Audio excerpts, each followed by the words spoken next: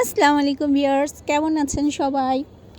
অনেক দিন ধরে ভাবতেছি যে মিষ্টি জাতীয় কিছু বানিয়ে খাবো, কিন্তু কি বানিয়ে খাবো এটা মনে পড়তেছিল না। তো হঠাৎ করে মাথায় এটা আসলো যে মালাই রোল করে খাওয়া যাক। তো এটা বানাতে বেশি কিছু লাগে না। এটা আমি গরু দুধ দিয়ে আর গুঁড়ো দুধ দিয়ে ঘন করে খিসা বানিয়ে নিয়েছিলাম। আর পাউরুটিটাকে বেলে এই খিসাটা ভিতরে দিয়ে রোল রোল করে নিয়েছি।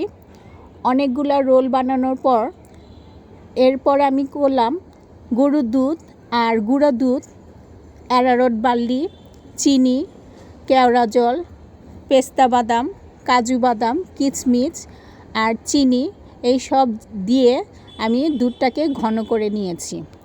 ঘন করার পর যখন নাকি এই রোলগুলো সব হয়ে যাবে তখন আমি এই দুধটা একটু সুষম গরম থাকার সময় আমি এটা দুধটা ঢেলে দিব রোলের উপরে।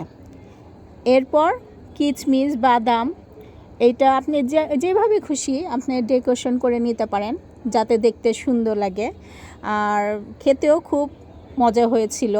আপনারা বাসায় সবাই একবার চেষ্টা করে দেখতে পারেন। খুব কম খরচে খুব মজাদার একটা খাবার হয়ে গেল তৈরি।